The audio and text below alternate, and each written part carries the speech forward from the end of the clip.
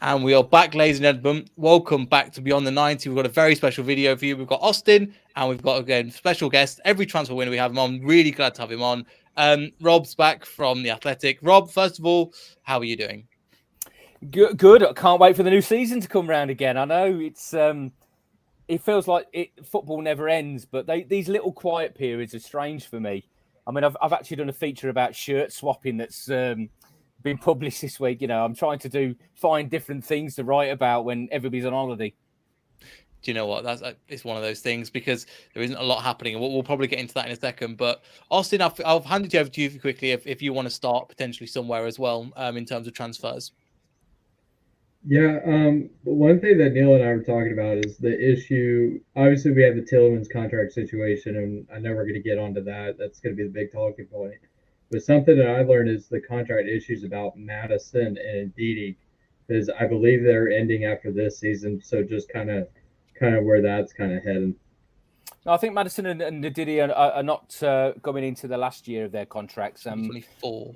Yeah, they're prize assets as well. I mean, there was a bit of speculation around Ndidi at one stage, and I believe that's the reason why they went and got Soumare in, because they've always got a plan. They plan ahead. So there's always a succession plan for managers as well as players.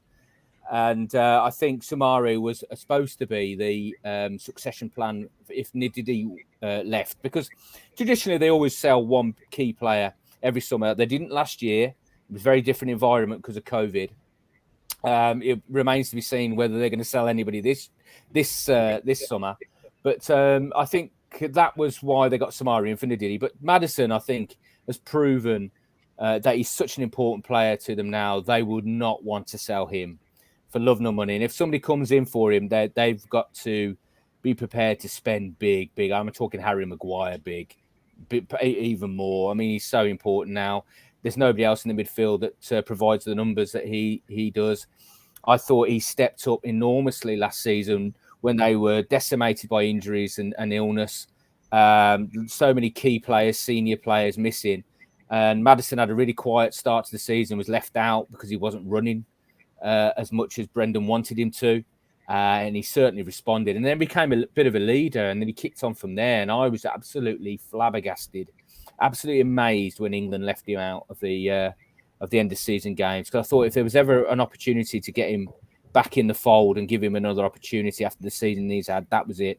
And they didn't. So you have to wonder what sort of future he's got with England. And you got to wonder as well whether actually after the World Cup, of the Nations League so far, it seems like he's probably been one of the winners because of that out of the potential team, because he's not been included as well. But yeah, possibly. Yeah, I mean, the argument for his inclusion will only grow because of that. But I just think Gareth Southgate's got a little bit of a blind spot with him. He says there's other players ahead of him in that pecking order, and he doesn't play a 10 usually for the England national team. But Leicester don't usually play with a 10, and I think that's Maddison's best position. But he's proven this season he can play as an 8. He can play wide right and come inside, you know, and still be very effective. I just think he's worth an opportunity. Yeah, definitely as well. And also he can play that right, but kind of the inside right, having that. I've seen Justin on the overlap as well, which I've seen a lot, and Castagna on the overlap. Yeah, well, Brendan likes to play with one out-and-out winger and somebody on the other flank that can come inside, although we're going to get onto transfers shortly, but he's certainly now looking for a Mahrez-type player, a left-footed player that can play off the right, can come inside and create when there's not any space. Harvey Barnes on the left likes space to run into. He's a power player. You know, he likes to knock it past the fullback, beat him. There's got to be space. But when you're up against a really deep defence, there's no space in behind for him to do that. So you need a trick. You need a bit of a skill. And Mahrez always used to have that, and they've never, ever been able to replace him. They really haven't. And that's the thing. Coming into this season, we were looking at those. I think you put out, and I think John Percy as well put out, there was about 5 positions that there was. And one of the criteria was, I think the left-footed centre-back was definitely one of them. Yeah. And then the right winger. Both of them, again, we've seen certain players inside the centre-backs that not come in, potentially Tarkowski. It looks like he's going to Everton at the moment. But in terms of that right winger position, it's a player we'll probably come on to. I know one of the Turkish fan is asking about Cengiz Ünder. We'll probably get onto in a bit. But on that right hand side, it just doesn't seem to be. It's not quite clicked. And is it one of the main positions we're looking for? And is there anybody particularly in mind? Yeah, it definitely is, and it has been in nearly every transfer window. They've been looking for somebody to come in there, and it's just interesting you mentioned Cengiz because we all thought he could do that, but it didn't work out for him. But the Premier League, when you're bringing over a player on a temporary basis from another league, it's very difficult for them to adapt, as we've seen with Soumare, as we've seen with Patson Daka. You know, they need a bit of time to adjust because the intensity's there. I mean, again, I don't want to keep going back to Soumare, but I did an interview with him and I said, it's been a tough first season for you. And I know he's had a few personal issues away from the pitch, but he said the biggest problem he's had is that, you know, he runs in Ligue 1, he runs, but the running that's required in the Premier League is another level to Ligue 1. I mean, it's like Kieran Dewsbury Hall running, you know, you're running marathons, you're running 12 kilometers every game. It's so intense, the pace as well. And he's just struggled to adapt to that. So I think that's always the problem when you're bringing in a player on a temporary basis from another league. They're going to need time to acclimatise. And I think that was the case with Cengiz. And we saw in flashes that he could do it. But also Brendan needs them to do the defensive side of it, to track back, get and support the fullback. And Cengiz, you got the impression, you know, he liked the ball at his feet. He liked to be able to try and take the fullback on, create something brilliant. But when the ball was going the other way, when teams were breaking on Leicester, you know, you couldn't see him. He was still at the top of the pitch, you know, and you can't get away with that. But there are so many names that have been linked. And some of them, I think, have got some sort of credibility to them that I think Leicester would definitely be looking for them, whether they can do them now, because I've been speaking to a few agents who were telling me a bit about the state of the market at the moment, and it has changed. The prices are going to be going up for a lot of these players, even though clubs are short of money because of COVID. I mean, Leicester have lost £50 million just because of COVID alone. It's Charles de Ketelaere. He's one. Again, he's club mate, Noah Lang, but he's a right-footed player, so I'm a little bit wary of that. And Domenico Berardi at Sassuolo. He's another one that would fit the bill, though he's 27. He's a bit older than what Leicester would normally go for. So there are players out there, but it's whether Leicester can afford them. And to have the money to try and make those sort of deals happen, they've got to sell. Yeah. And that's definitely the case, Austin. I mean, any other position or any other questions that you have as well? Yeah, speaking of trying to sell in right wing, I mean, anything about Ayoze Perez, I mean, we saw him come in. He's shown flashes of being a good player, but it just doesn't seem right. We are the right club for him, and he probably needs to go somewhere else.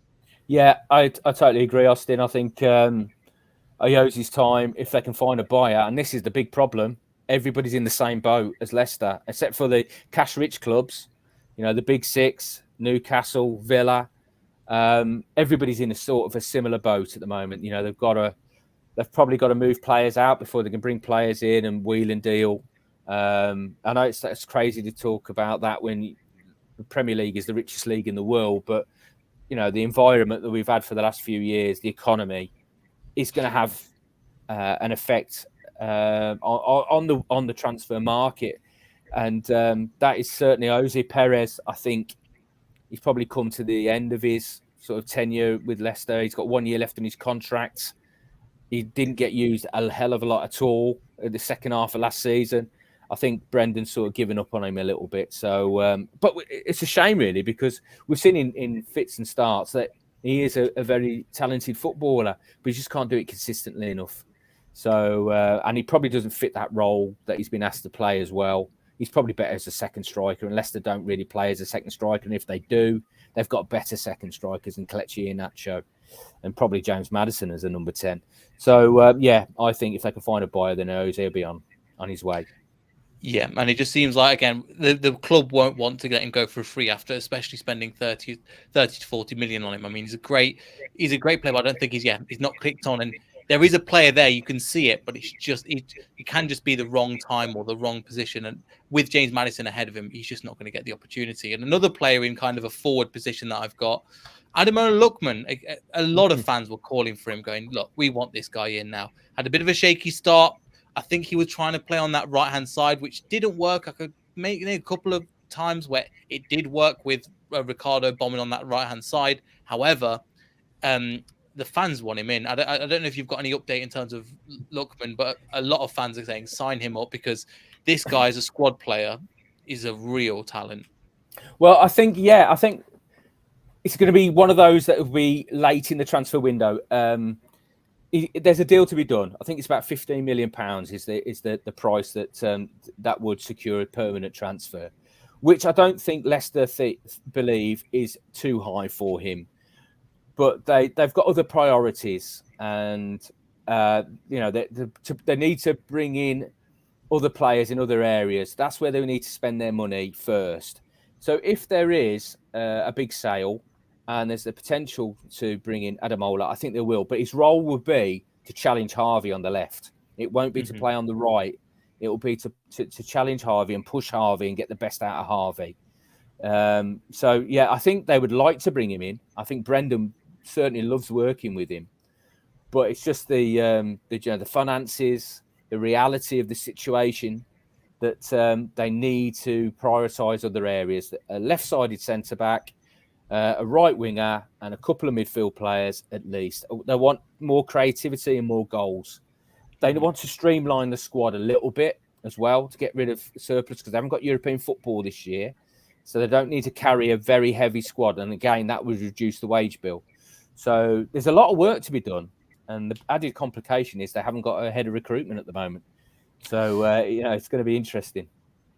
I know you mentioned that as well on Radio Leicester. We were talking, listening to it yesterday when they were saying that. And again, that it's going to be it's a big miss as well. And I think it just seems like Southampton go, we like this guy, we want to keep him, and we can't really say anything as just from work purposes. You've got to fulfill your your leave period.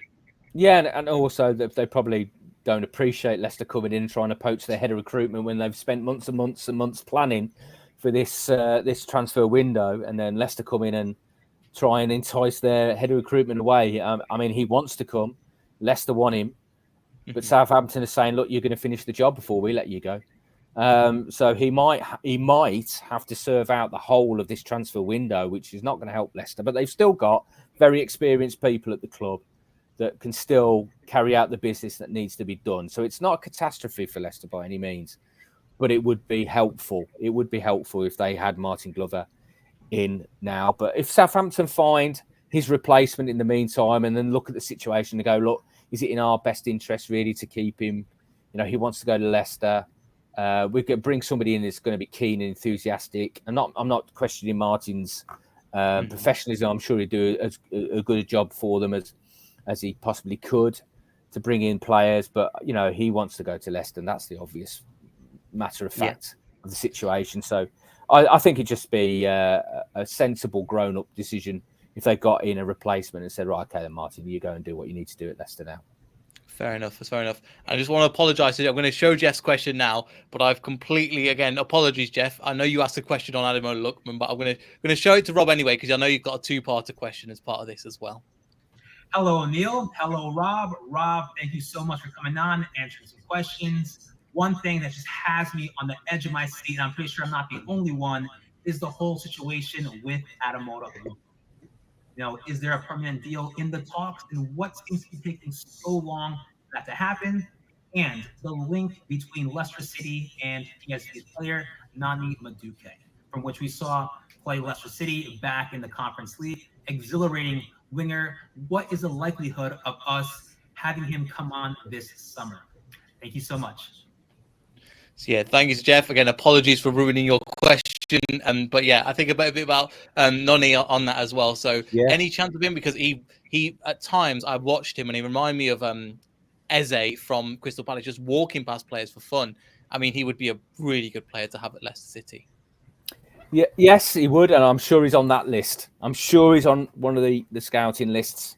of potential targets they would consider. The right sort of age.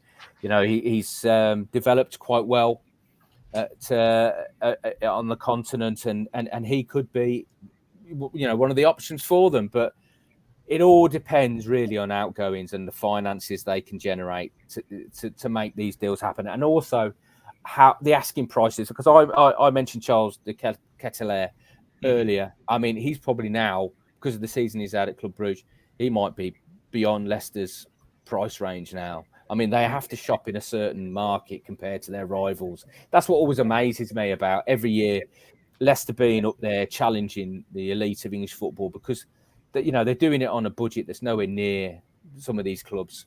They're shopping in markets where other clubs wouldn't look, and but every year it seems to work for them, and that's why Martin Glover's appointment is so important, because it's such a key role at a club like Leicester to get your recruitment right. Because if you don't get it right, you haven't got pots of money to then fix it.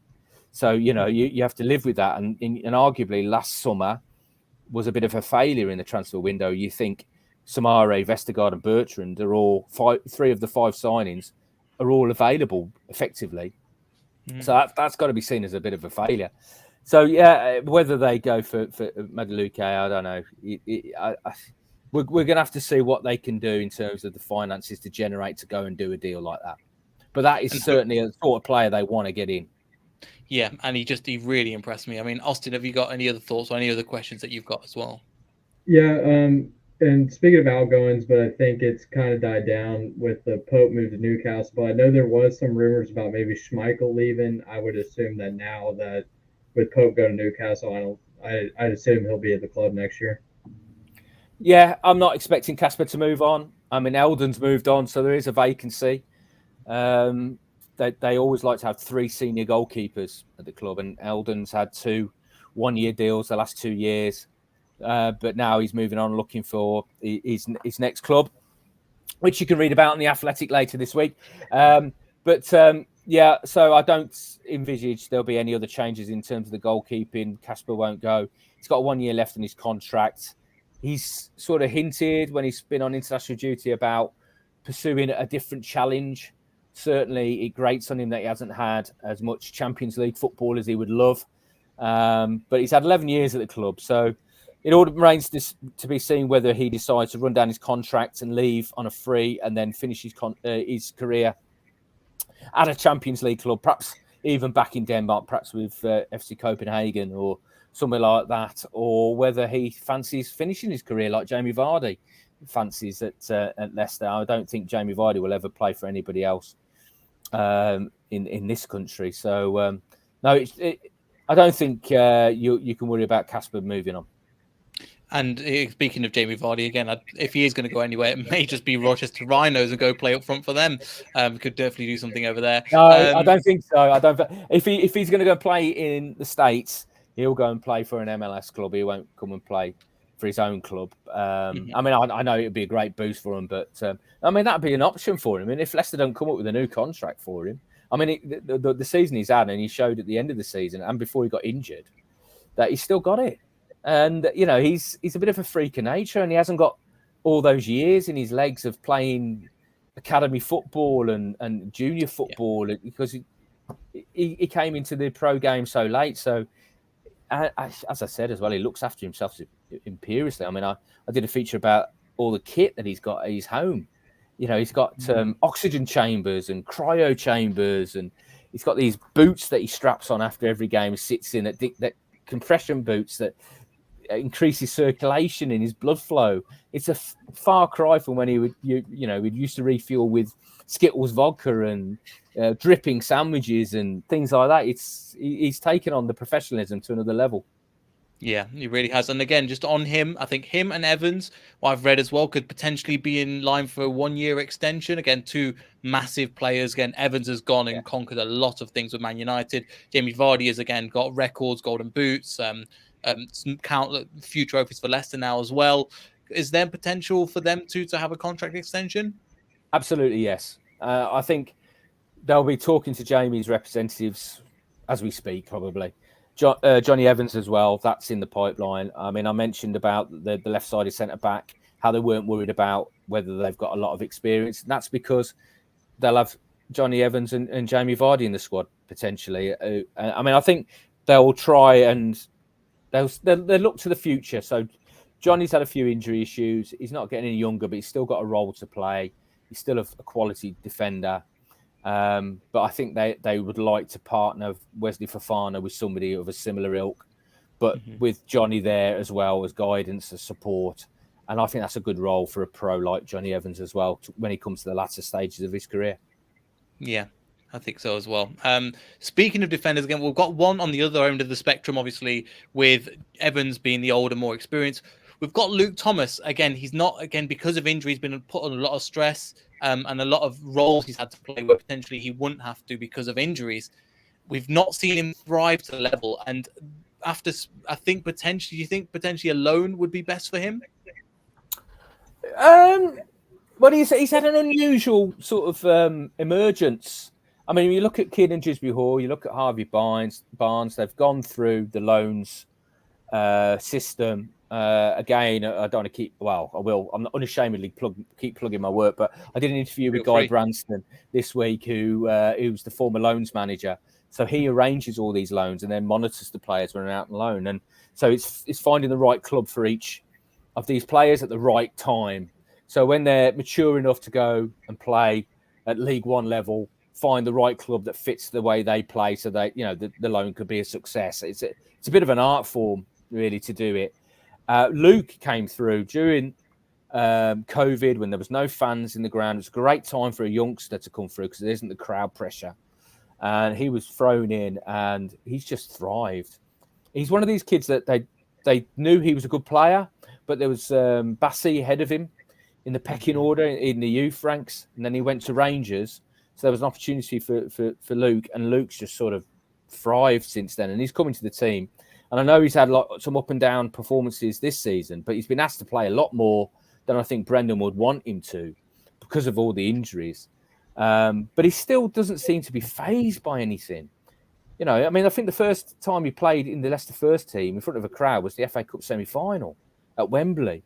That's a major moment in any player's career. And he never seemed to be fazed. So I'd be surprised if he went out on loan, but it all depends who they bring in, whether they've got enough cover. But after all the injuries they've had this season, I don't think they want to leave themselves short.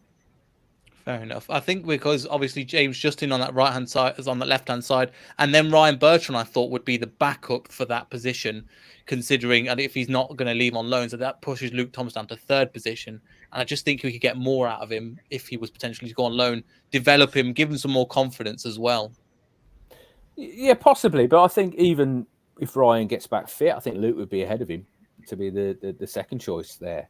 I think if originally they offered Ryan 1 year, and that 1 year would be up now. I think they just wanted to cover for when James Justin and Ricardo Pereira were coming back from ACL injuries. I thought Ryan started really well last season, and then he got COVID, and it all went downhill from there. He really struggled, and the night in Naples, he just looked like he was treading water at times. And then he had the terrible injury, the knee. He might have been carrying that injury then. I don't know. So, that's last season was just a really bad season for Ryan. So I wish him all the best. But it might be best for him to move on and get some regular game time in the future. Yeah, hopefully so. But again, with 1 year on the contract, again, with one more year, 2023, I think there's quite a few, again, as Austin says, quite a few players for 2023. Speaking of defenders, I want to give it over to Kyra from Turkey. He's got a question on, well, you can imagine. Let's replay this. Hi, I'm Kyra. I am a Turkish Leicester City fan, and I am one of the admins of Leicester's Turkey Twitter account. My question will be about Çağlar Soyuncu. There are some rumors about him, and he had a difficult season with up and downs. So, what are your thoughts on Çağlar Soyuncu, and do you think he will stay at Leicester? Çağlar Soyuncu. I think if they can move him on, they will. I'm not convinced that Brendan rates him massively. I mean, when Brendan came in, Çağlar was down at about fourth choice centre back, and then the situation changed and he came in alongside Johnny and he looked like the Soyuncu we know is in there. The potential is in there. Had a great season, became a cult hero with the fans. But since Johnny Evans started picking up his injuries, he's looked a different player. He's lacked confidence, and I think one of the big reasons why is the pressure that is on him in Turkey. We went into the Euros, and that Turkey went in with the best defensive record of the qualifiers. So there was a lot expected of them, and there was a lot expected of him, and they had a disastrous campaign. And he just seemed to come back, and he just seemed to have lost that confidence again. That mistake that was in him before when he first come to the club was evident again, and it just wasn't a very good campaign for him. And I think I know Brendan wants to bring in a left-sided centre back, so if they can do that, then there's not a lot of opportunities for Charlo. So, and he's coming into the last year of his contract as well. So I think he's another one that potentially they would like to move on. I think he's a great player, but just not for Leicester at this moment in time, especially with Fofana ahead of him. I think if he goes to Ligue 1, if he goes to it's Italian league where the football's a little bit slower, you can see the player. He could be a top player in them leagues. And he's a lovely guy as well. All the players love him. His teammates love him. He's got a good sense of humour. He's got this thing where he likes to inflict pain on his teammates. The handshake, the squeeze, and all that sort of thing. But he's fitted in very well at Leicester, and I think he will always be fondly regarded at Leicester. But I just think for his career and probably for the direction that Leicester want to go in now, it might be best for all concerned if they can find a buyer. If he moves on, and you're probably right, perhaps a move back to Germany or somewhere on the continent would suit him best. Yeah, I think there's a good player in there, definitely. Austin, any questions? Again, we've done that. We're going to go on to midfield soon, so feel free to talk about a midfield that you want to talk about. Yeah, just kind of like, obviously, I guess we'll talk about Tielemans. That's the main talking point. Let's get onto it, Austin. Let's get on to Tielemans. Come on. Let's go. Yeah, it's I think he's the key to the whole summer. What happens to him? Now, I've been boring people to death for a month saying that I'm not convinced Arsenal have him as one of their top picks. They like him. He'll be on the list of deals they would like to do, but they've got other priorities. We've seen some of the deals they've done already. They want Jesus as well. That was their priority at the start of this window, to get a striker in. If they can get Jesus in, great. Then they look at, well, what other business can we do? And do we really want to do any more business? And Tielemans will be down there. And the interesting thing about Tielemans is this will be the fourth window that I can recall where it's been widely known that he's potentially available, that he has said that he would like to review his options, that he probably thinks that he's ready to go and move to a top Champions League side, a top Premier League side. I think he wants to stay in England, unless like a Barca or Real Madrid came in, which I don't think is going to happen, or a Juventus. I think he would like to stay in the Premier League. But nobody's coming for him yet.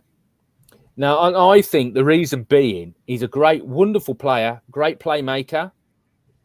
He can open up defences. He can sit deep alongside Ndidi and dictate the play for Leicester. But he's not an amazing athlete. He's not a power player like a Dewsbury Hall. And I think the way the modern game's going, look at Liverpool's midfield. They're power players. They're aggressive. They can get up and down at pace. Yuri looks, sometimes you see him running, his head's going. He's like struggling. And I think that was the concerns when he was at Monaco and why other clubs didn't come in for him then, other than Leicester. And Leicester took a big step to take him on loan and then initially spend that much money on him because they believed in him. But he's done superbly well for Leicester. And I think they might look at it and think he's probably the player that's they're going to sell to get this money in for the rebuild that Brendan's spoken so much about. But you can only do that if there's a buyer. And at the moment, there doesn't seem to be a buyer. So he's assessing all his options. And then suddenly you're thinking, has he got that many? I mean, another contract with Leicester might be the best way forward for him. I mean, it's a progressive club. He gets on great with Brendan Rodgers. He gets on great with his teammates. The fans like him. He's playing every week. He's playing a lot of games every week. He's still playing for the Belgium national team. Okay, he hasn't got European football next season, but the ambition at the club is to qualify for Europe again. Is that not a bad option for him? I mean, it's down to the player and his agents and his advisors at the time. And, you have to bear in mind that sometimes agents and advisors have got their own agendas as well. So I just wonder, I wouldn't be surprised. I would not be surprised to see Youri Tielemans still a Leicester player at the start of the season. I agree, and I know you've been saying it for a while, since January, since we were talking, and even before that. And it's considering the amount of players come in, and also it's considering some players are better being a bigger fish in a smaller pond. For example, not everybody would work in a Man City team. We look at Grealish, phenomenal player, can't seem to do it for Man City, and it shows you when you're going to that level with other players stepping up around you. I think it just taking on to the next level. Danny Drinkwater is a great example. Not every player can really achieve that top level. Danny Drinkwater was exactly the example I was thinking of, Neil. He's, he had a wonderful impact at Leicester, best time of his career. But then he pushed for the move to Chelsea, and it's just been a disaster since, hasn't it? I mean, wherever he's gone since, his career's just gone off a cliff. So, no, he's the real warning, I think. I don't think Youri's of a similar character, though. Youri's a very... I mean, he's still been an exemplary professional, and Brendan loves him. I think it would be a sad day if he does go. But at the moment, as I said, there's nobody willing to spend the money on him, even when he's coming into the last year of his contract. So unless there's a buyer, he's not moving. Fair enough. No, it makes sense. I think there's quite a few players getting in the midfield, because I think out of all the areas that we are strongest at the moment, midfield, we are absolutely stacked, to be honest, because some of the players we've got. Bottom-ended, though, Neil. They're bottom-ended. I mean, it's all defensive midfielders. Hamza, Papi, Ndidi. Youri likes to play a little bit deeper. What Brendan wants to add is attacking midfield players. He wants... I mean, Dennis Praet is... he's one that we should mention because, he doesn't look like he's going to come back. I mean, Torino want to do the deal, but they can't afford it. So whether there's some sort of creative way they can do that deal, perhaps get somebody from Torino in as a part swap or whatever, we'll see. Again, that's something that we'll see develop. But they want midfield players like Keenan Dewsbury Hall that can go and press, but more importantly than that, score goals and create. Because as I said, James Maddison is the only one at the moment that's doing that.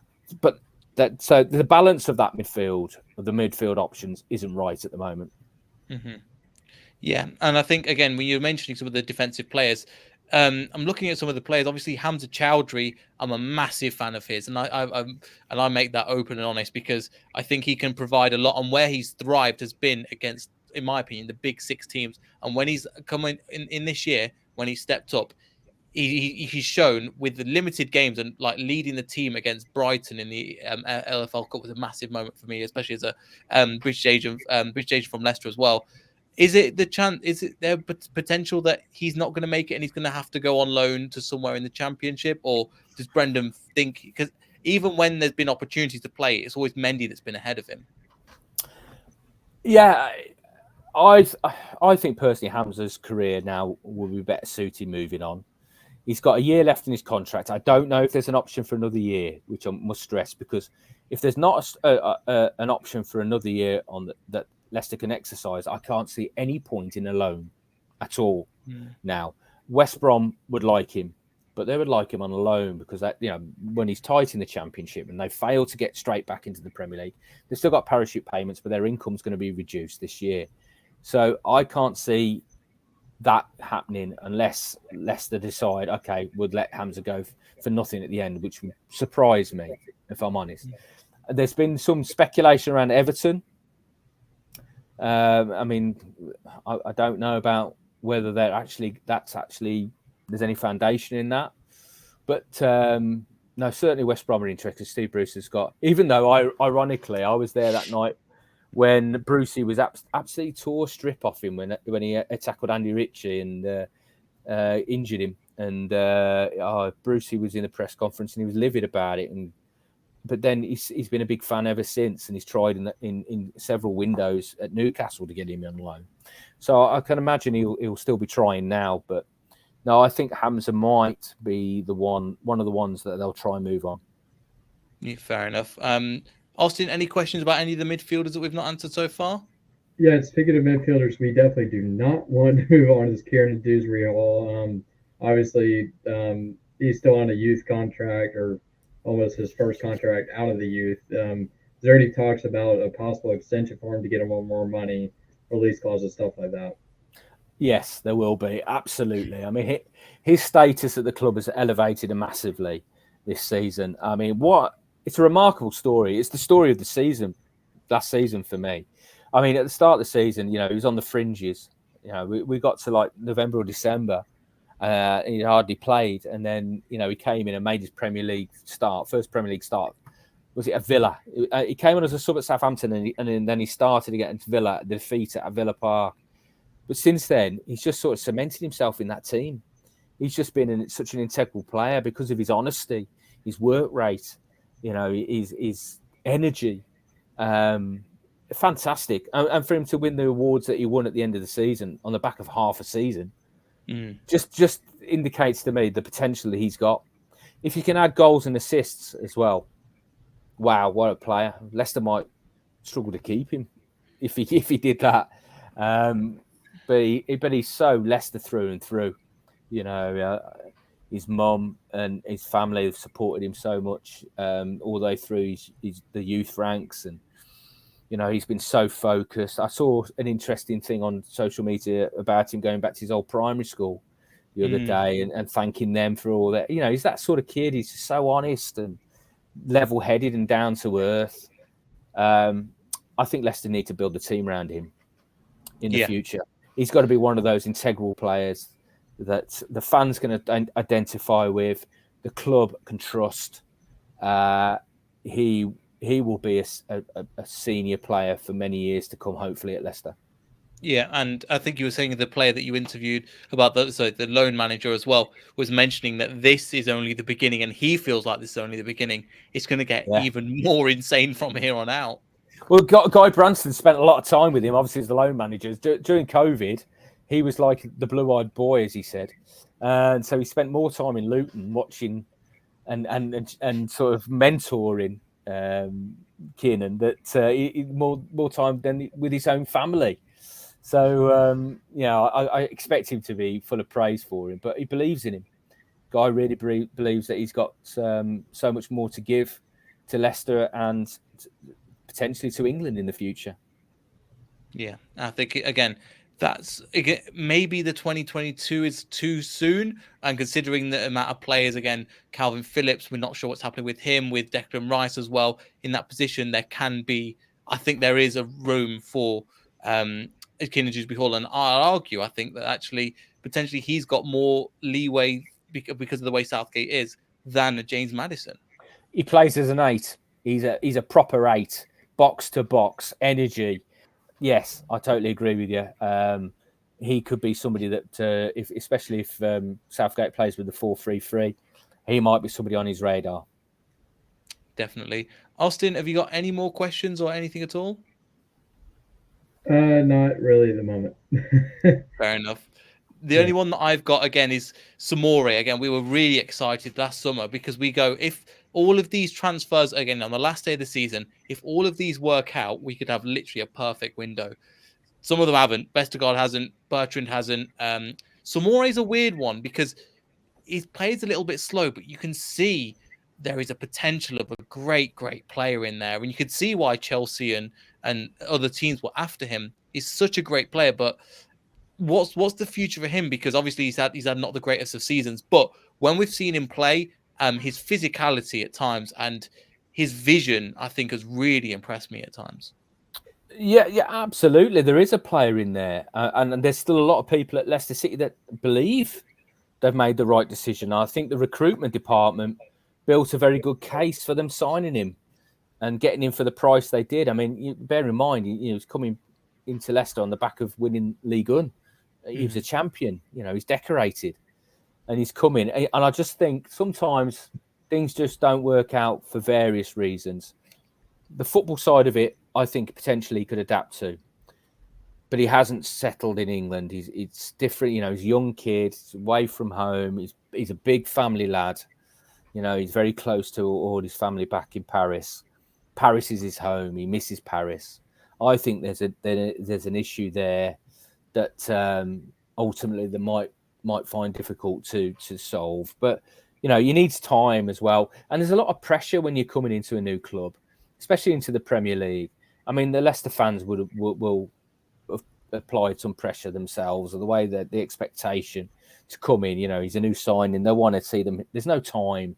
You got to hit the ground running, otherwise you're written off as a flop straight away. I believe I'm similar to you, Neil. I think Soumare could be a decent player. I don't see him day to day on the training ground like Brendan does, but I do think there's a player in there, and I think the recruitment department think there's a player in there as well. But Brendan works with him every day, and I'm afraid I don't think he's convinced there is. So he might be moved on. I mean, but I was talking about the transfer window, and you mentioned Vestergaard there. It's all right having this list of players that you want to move on, but if they don't want to move on and they're under contract, I mean, Vestergaard's come out and said, "No, I want to stay. I want to stay and fight for my place at Leicester," which is admirable, and that should really impact on the Leicester fans that have written him off and think, "Well, this guy's in it. He's committed. What more do you want? You want a player that's committed."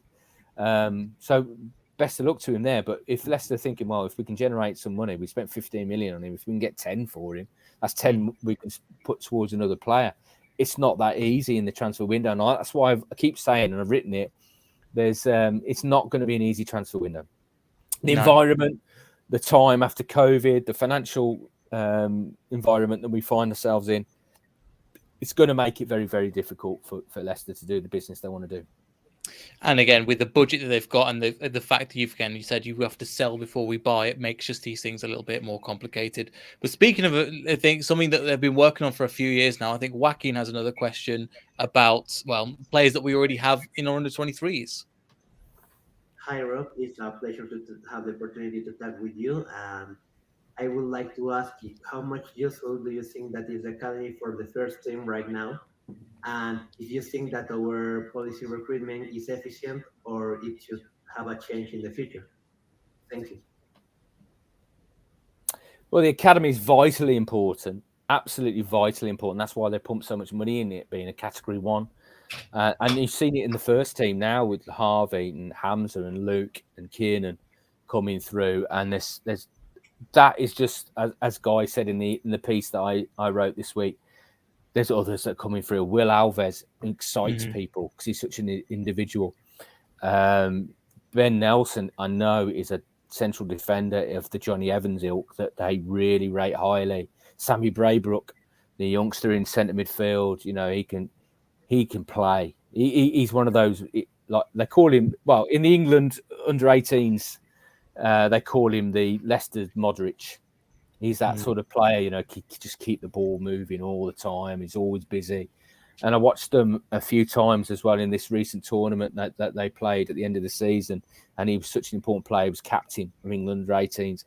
So there are players there that have got massive. Popov is one that people keep telling me. I mean, I haven't seen him much live, but they say he's so much like Vardy. He's a taller Vardy, but he's just, perpetual motion, closing people down. He's doing what Vardy used to do, going closing the right back and then running all the way over and closing the left back and like kicking a couple of centre halves on the way over as well. No, this is a kid that's got a massive potential, but it's such a big leap to go from that level to the level that we want them to be. So, you don't want to put too much pressure on them, but there are potential players there. And Leicester will continue to develop that. And whilst John Rudkin is director of football, that academy is his baby because he's been around that academy for many, many years. He's an important figure. That academy will not want for anything. And they don't. If you go down Seagrave, the new training ground, it's incredible. The facilities they've got are on a par almost with the first team. So, everything's been invested in youth to bring you through because as prices for players increase and wages increase, if you can produce your own players, how much money are you saving? So it's a sensible approach, but you've got to have the talent in the first place. Yep, and Dewsbury Hall and Harvey Barnes of recent are testament to that, and how other.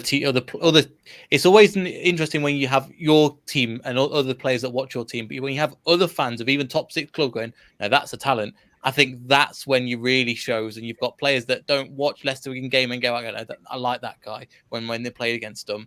And I think, considering where we were, and I was reading, was it Matt Piper's book recently, and when you were saying it's his baby, I didn't realize how long John Rudkin had been at that when he came back from his recovery. I don't know if you managed to read Matt Piper's book. It's a great read for everybody, but he gave him a job back then as well. So that was 2000 and early 2000s as well. Well, I keep coming every time I do an interview with a former player or that. The amount of them that say when they were at their lowest ebb, John came to them and said, "Look, come and coach some of the under 14s or come and coach the under 12s." And it's given them a purpose. I mean, Dean Hammond said it. Dean went through some dark periods at the end of his career, and he didn't know what to do. And it was John that got him back involved. I mean, I've got to do a piece on John, haven't I? Really? He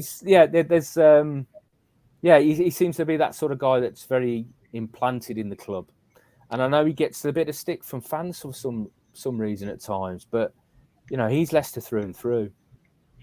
He really is, and again, that was also I didn't realize how much Leicester threw, because people, it's something that it's like the word legend. It's thrown around a lot, but there's certain players and certain times where you're like, right, that is really legendary as well. So that's what I think as well. In terms of John Rudkin, and again, there is some coming back to that. There is some academy talent there, but it's getting them out on loan, like in Dewsbury Hall, and getting them the experience and the game time that they need for them to come into the first team, because.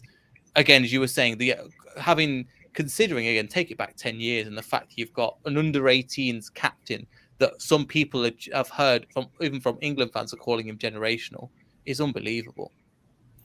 Yeah, I mean, this talent is there. I mean, and Leicestershire, for some reason, is such a ripe ground for developing and growing these young players.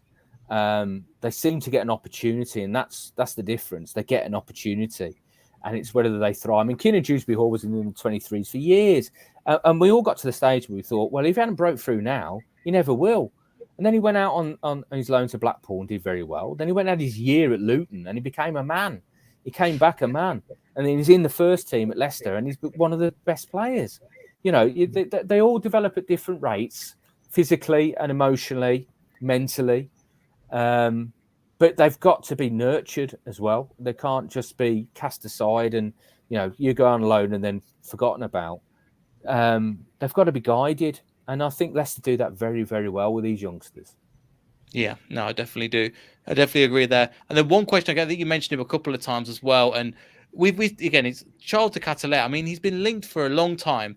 But for me, considering we've got Patson Daka in the team, considering we've got Kelechi Iheanacho, James Maddison, I just don't see where he potentially fits into the system. And normally you can kind of see where these players work, but considering where he is, I can't see. He doesn't play on the right, but I'm not sure where his exact position is. Well, he can play on the right, and I think that would be where he would initially play if they brought him in. But his future is pretty much a centre forward, I think. From watching him, he looks like he's going to be a player that's going to play down the middle. But he has got that potential. I'm told he's predominantly left-footed, but when you watch him, he looks like he's a two-footed player, and he can play centrally. So it'd be an interesting one. But I just wonder, after the season he's had at Club Brugge, the asking price is going to be quite high now, and I wonder whether that'd be too much for Leicester, too rich for Leicester, and whether they'd be looking elsewhere. I don't know. I mean, there's Noah Lang as well that's there, but he's more right-footed, a bit like Ademola Lookman. He's been linked with them as well. So there's been a few players that have been linked. But the interesting thing about this summer is when I was at the Mercury, especially the Leicester Mercury, and before I joined the Athletic, we used to count up how many names were linked with Leicester from various news outlets, and they'd like be 100. 100 players.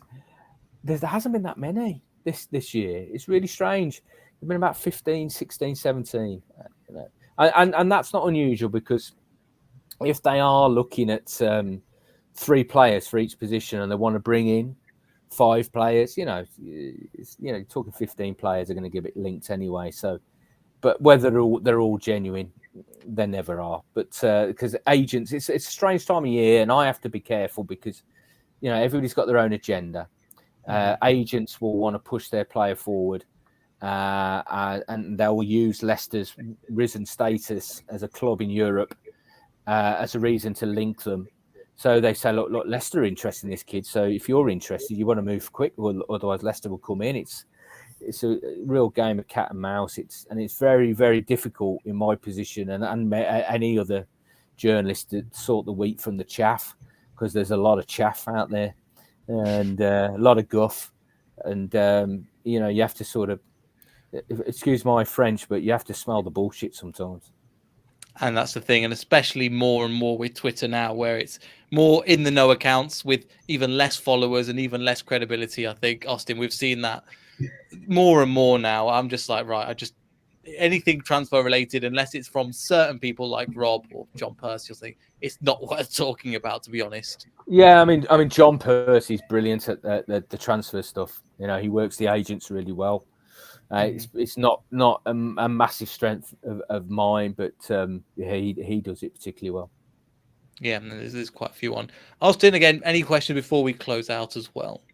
Yeah, going back on the youth, our goalkeeping situation, I know Brendan likes to have 3 senior goalkeepers, like you said, but is there room for possibly Daniel Iverson, or does he go back on loan? And then we also have Stolarczyk, who's been in the youth for a while. Could it be maybe his turn as well?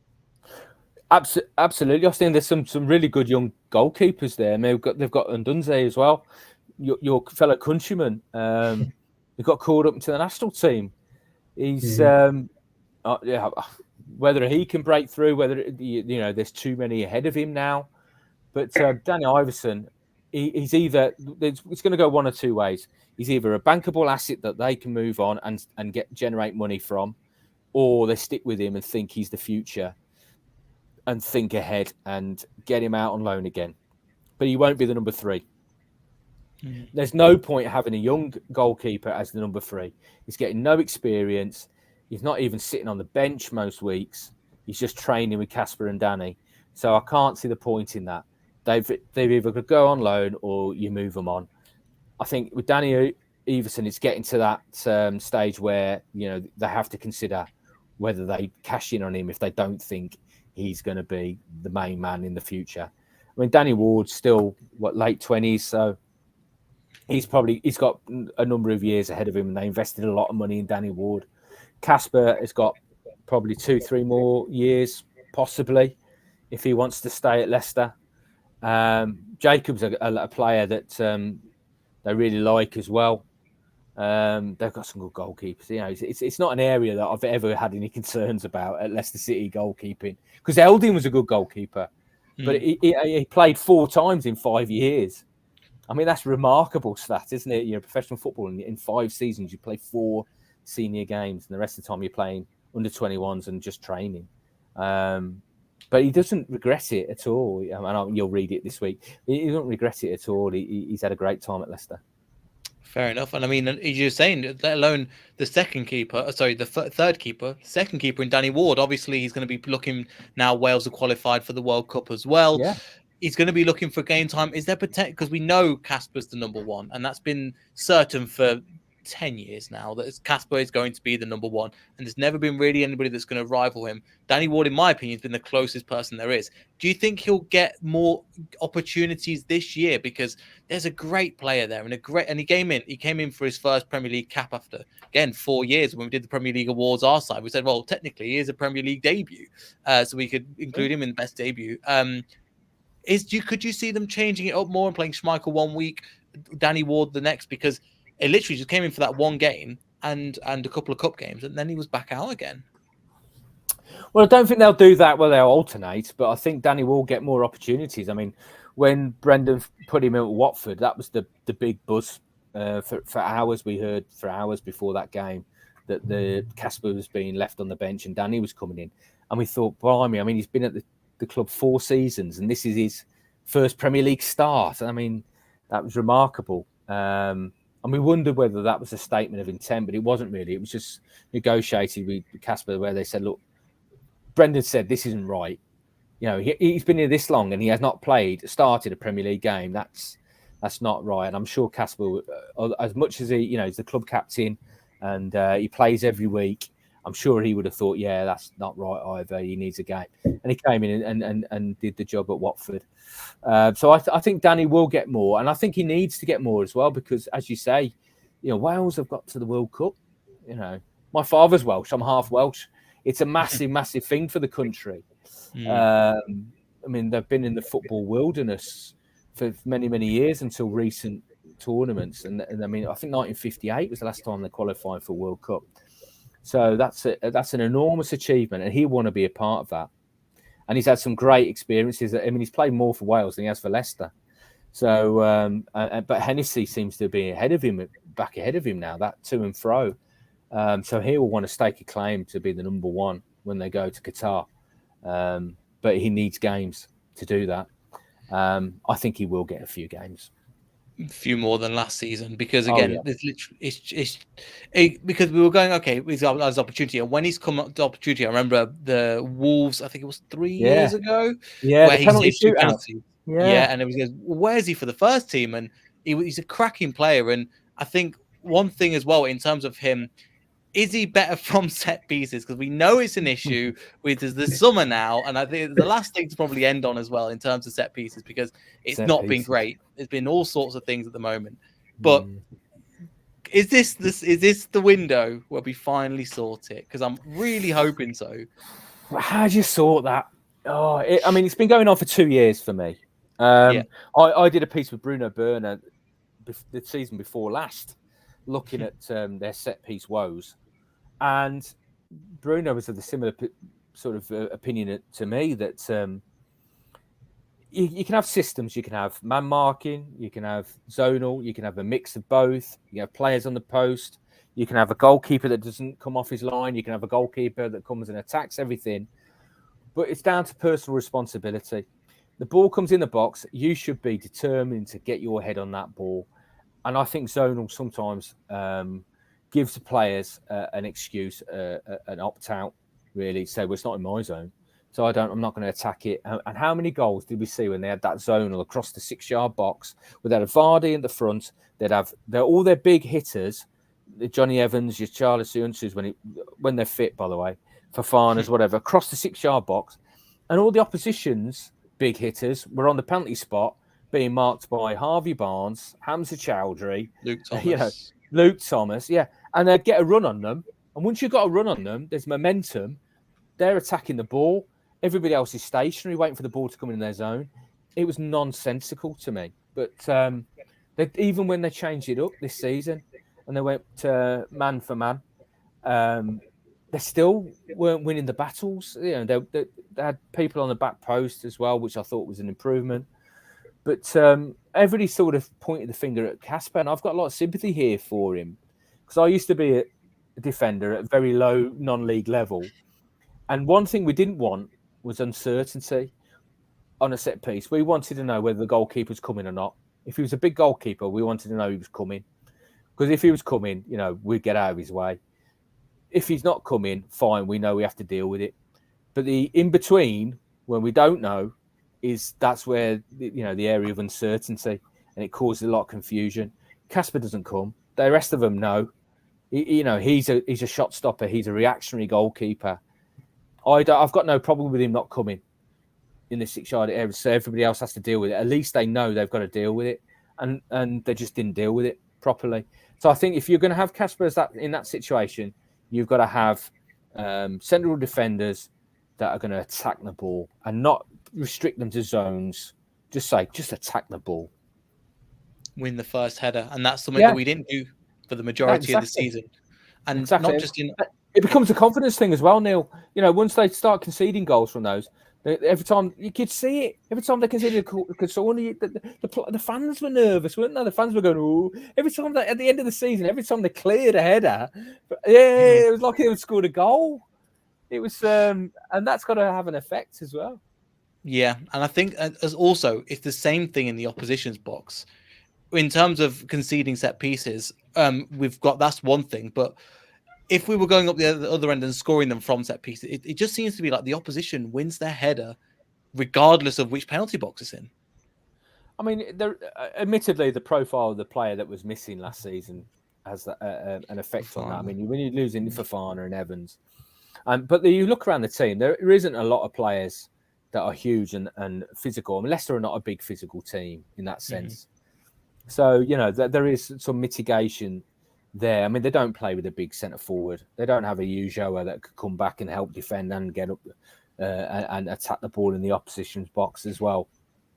And perhaps that's something they might look at in the future. I don't know. I mean, perhaps Brendan's learned his lesson from signing Ricky Lambert at Liverpool. I don't know whether he'll ever do that again. He likes a mobile striker. So I think it might be a perennial problem for Leicester. I hope that Brendan can sort out a little bit to negate the number of goals they're conceding from it. But I don't think it's something they're going to be able to solve completely because of the way they play. They're a fast... They want to be a fast sort of counter-attacking side. Technical. A technical team. I don't think they're going to be a big physical team. Yeah, that's not how we play. But yeah, Rob, again, it's a pleasure. Thank you so much. Considering there's not been much, as you were saying, there's not much happening. We really appreciate the chat. Thank you so much again. If you enjoyed the video, make sure you like, subscribe, all that good stuff. Thanks to Austin for coming on once again, and we'll see everybody in the next video. So.